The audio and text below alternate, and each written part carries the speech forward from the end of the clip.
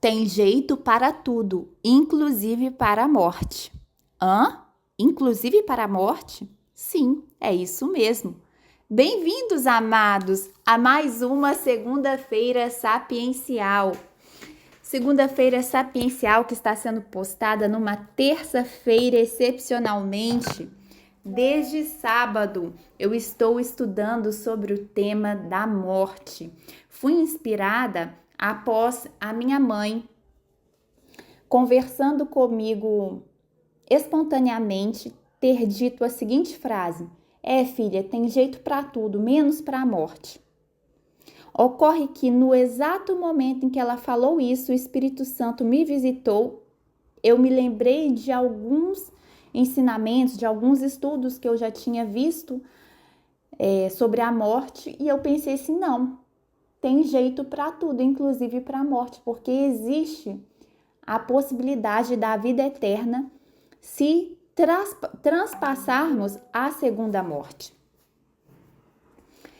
Esse tema é muito denso e eu fiquei mais de 10 horas debruçada sobre ele, de sábado até hoje, por isso eu não consegui finalizá-lo antes e estar conseguindo postar apenas hoje.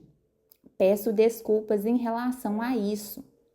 E por ser um tema muito denso que exigiu de mim bastante estudo, uma vez que os meus conhecimentos eram superficiais, apenas de pregações, será um tema que será abordado provavelmente em 3 segundas-feiras sapienciais. Mas vamos lá. Por que existe jeito para tudo, inclusive para a morte? Todos nós morremos à morte do corpo físico, como consequência do pecado de Adão, e o nosso espírito volta para Deus. É isso que está escrito lá em Eclesiastes, capítulo 12, versículo 7. Diz o seguinte: então o nosso corpo voltará para o pó da terra, de onde veio, e o nosso espírito volta para Deus que o deu. Contudo, o que acontece com a alma? Antes de eu responder a essa questão, informo que a alma é a sede das nossas emoções, sentimentos, desejos, intelecto, é onde se encontra a razão e a emoção. O espírito é o ponto de contato de Deus conosco. E o corpo físico é o veículo que, juntamente com o fôlego de vida soprado por Deus em nossas narinas, nos fez nos tornar alma vivente, conforme é explicado lá em Gênesis. Retomando, então, o corpo volta para o pó, o espírito para Deus e a alma, que é onde está a nossa persona propriamente dita, ou seja, onde reside a nossa capacidade de escolha, pode ir para o céu ou para o inferno, após o juízo final, que ocorrerá após o governo de Jesus Cristo por 1 milênio. É isso que está escrito lá em Apocalipse, capítulo 20, versículos de 11 a 15. Diz o seguinte: depois vi um grande trono branco. Aqui é João falando, quem escreveu o Apocalipse foi João. E aquele que nele estava assentado, a terra e o céu fugiram da sua presença, e não se encontrou lugar para eles. Vi também os mortos, grandes e pequenos, de pé diante do trono, e livros foram abertos. Outro livro foi aberto, o livro da vida. Os mortos foram julgados de acordo com o que tinham feito, segundo o que estava registrado nos livros. O mar entregou os mortos que nele havia, e a morte e o Hades, Hades em outras versões está escrito como inferno, entregaram os mortos que neles havia, e cada um foi julgado de acordo com o que tinha feito.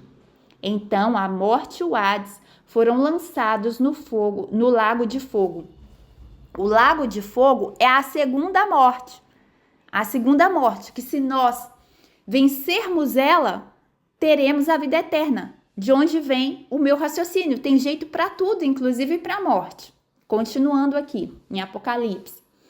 Se o nome de alguém não foi encontrado no livro da vida, este foi lançado no lago do fogo.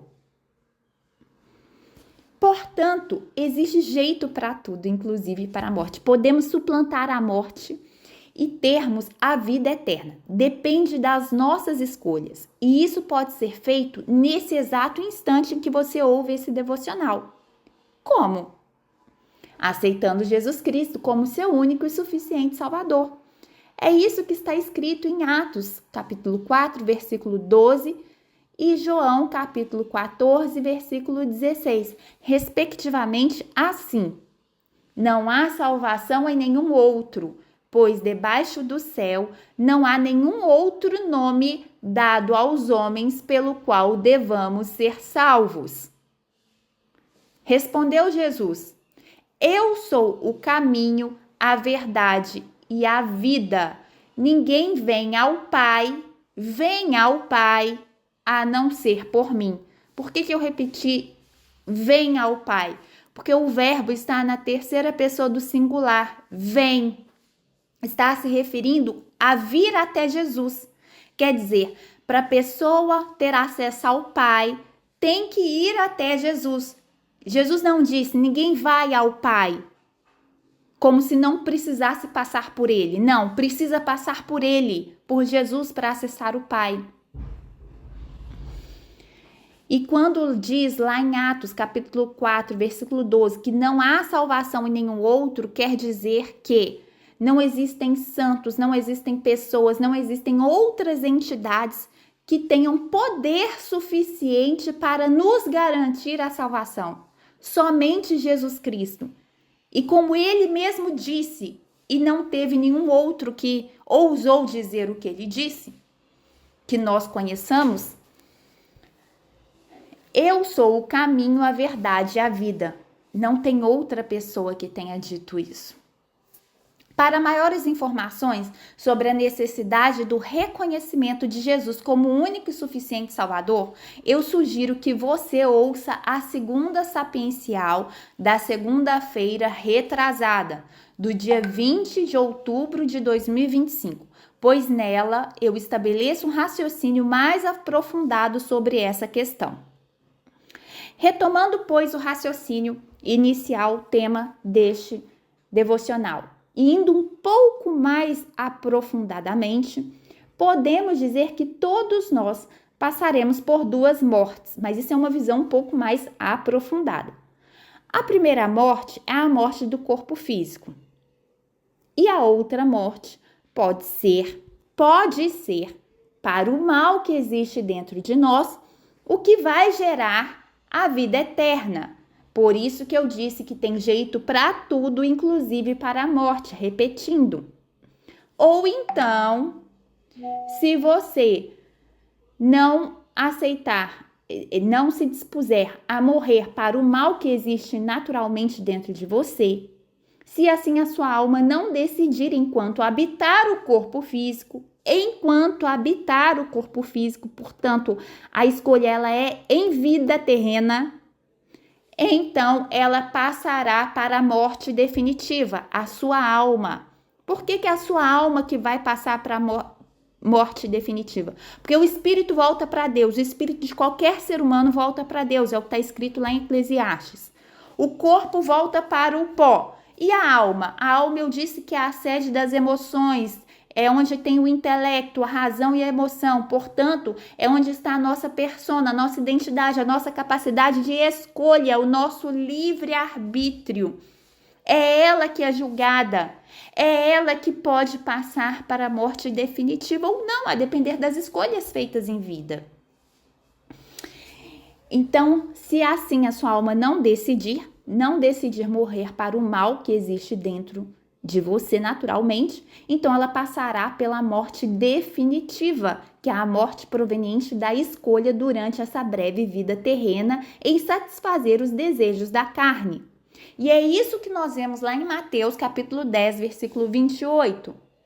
Diz o seguinte: e não temais os que matam o corpo e não podem matar a alma. Quer dizer, nós não devemos temer uns aos outros, porque nós, infelizmente, podemos matar uns aos outros, mas isso é a morte do corpo. Nós não temos poder para matar a alma um dos outros.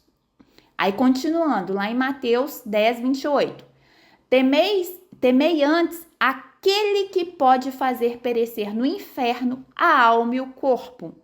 Quem que pode fazer perecer no inferno a alma e o corpo? Aquele aqui é Deus. Por que que ele pode? Não está dizendo que ele vai, mas ele pode. Ele pode em conformidade com as nossas escolhas em vida. Se a gente aceita ou não Jesus como o único e suficiente Salvador. Então, em última instância, quem dá a palavra final somos nós. A escolha é nossa. Porém, a colheita, ela é necessária. Seja positiva, seja negativa. Nós cristãos, ou seja, pequenos cristos, somos chamados a morrer para nós mesmos antes da morte natural, para que possamos aprender a viver para Cristo nesta vida. Não podemos fazer parte do reino de Deus até que entreguemos nossas vidas como Ele o fez primeiramente por nós.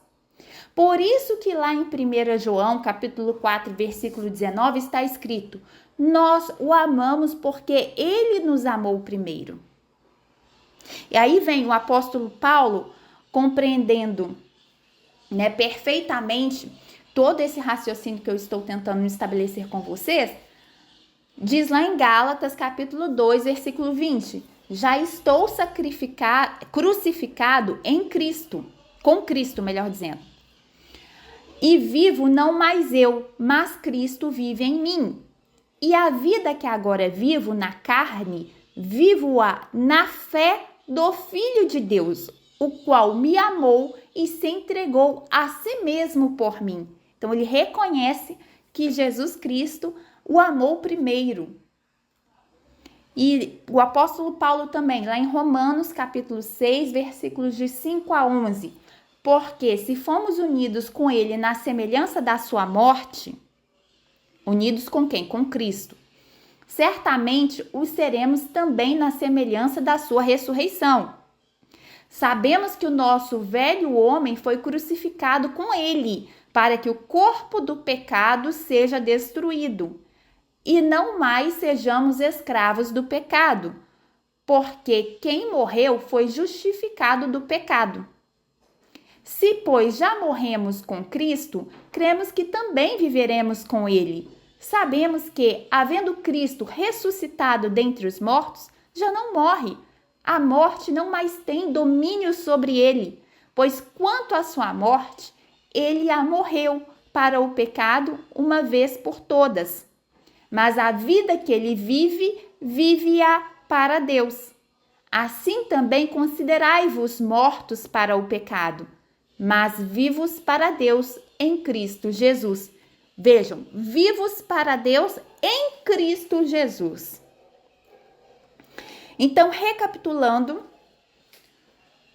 essa introdução, porque ainda teremos mais umas 2 segundas sapienciais sobre esse tema, o que nós podemos relembrar brevemente?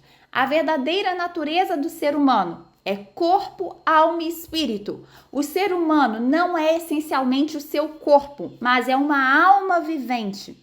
O corpo é apenas a habitação temporária da alma e do espírito. A morte física representa a separação entre o corpo e o espírito, conforme ensina Eclesiastes 12:7, que diz: o pó volte à terra como era, e o espírito volte a Deus que o deu. A alma é o verdadeiro campo de batalha espiritual. É sobre ela que recai o interesse do inimigo, chamado nas escrituras de adversário das nossas almas, conforme está escrito lá em 1 Pedro, capítulo 5, versículo 8. Quando Satanás encontra legalidade, isto é, brechas espirituais abertas pelo pecado, pela rebeldia ou pela incredulidade, ele busca tragar a nossa alma, não é o nosso espírito, não é o nosso corpo, afastando-a da comunhão com o Espírito de Deus. Essa separação constitui o que a Bíblia chama da morte espiritual. Trata-se do estado em que o ser humano se encontra alienado da presença divina. Essa morte, ela pode se manifestar tanto em alguém biologicamente vivo, mas espiritualmente adormecido, incapaz de discernir as coisas do espírito, como está escrito lá em 1 Coríntios, capítulo 2, versículo 14, quanto em alguém já falecido fisicamente, cuja alma privada da comunhão com o Criador permanece em tormento eterno, conforme está escrito em Lucas, capítulo 16, versículo 23. Em ambos os casos, há afastamento da verdadeira vida que procede somente de Deus.